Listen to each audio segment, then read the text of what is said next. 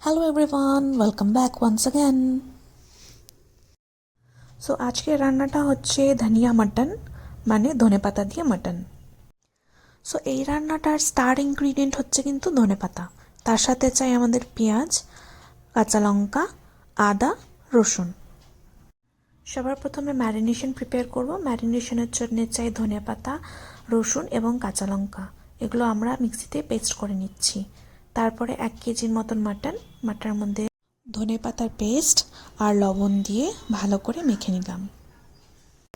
ম্যারিনেশনটা আপনি ওভারনাইটও রাখতে পারেন বা 2 ঘন্টার জন্যও ফ্রিজে রেখে দিতে পারেন। সো প্রথমেই আমি এখানে আলু ভেজে নিচ্ছি। এটা পুরোপুরি অপশনাল, আপনি চাইলে আলু নিতেও পারেন, নাও নিতে পারেন।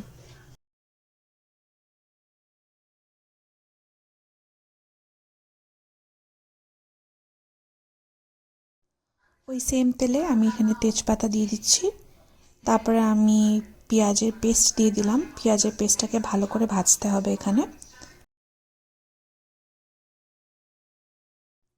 এখানে অল্প লবণ আর অল্প হলুদ দিয়ে ভালো করে পেঁয়াজটাকে ভেজে নিচ্ছি। পেঁয়াজটাকে ভালো করে ভেজে নেওয়ার পরে এখানে আমি ম্যারিনেট করা মাটনটা দিয়ে দিলাম। মাটনটা দিয়ে কিন্তু এখানে ভালো করে কষাতে হবে।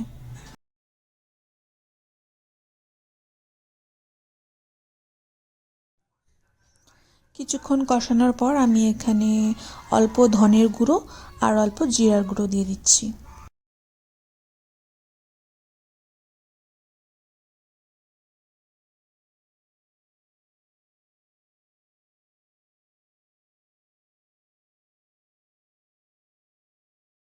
ফ্রাই করার পর আমি এখানে কিছুটা আদা রসুনের পেস্ট দিলাম আর স্বাদ মতন লবণ দিলাম।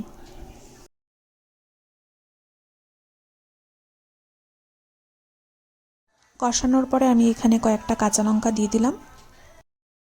যেহেতু আমি ঝাল খেতে বেশি পছন্দ করি সেজন্য আমি লঙ্কাটা বেশি দিচ্ছি। আপনারা আপনাদের পরিমাণ হিসাবে ঝাল দেবেন।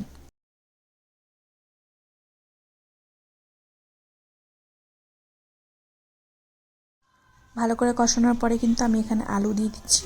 আলু দিয়ে আর একটু কিছুক্ষণ কষাবো। তারপরে আমি এটার মধ্যে গরম জল দিয়ে দিচ্ছি। গরম জল দিয়ে কিন্তু ভালো করে এটা ফুটোতে হবে।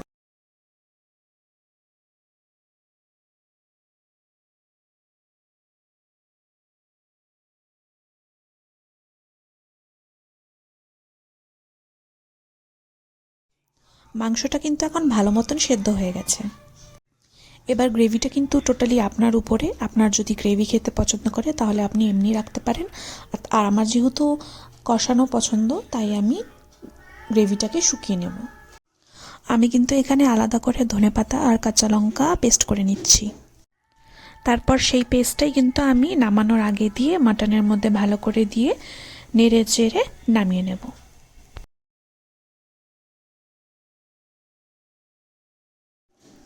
ব্যাস, তাহলে হয়ে গেল ধনিয়া মাটন মানে ধনেপাতা দিয়ে মাটন রেডি।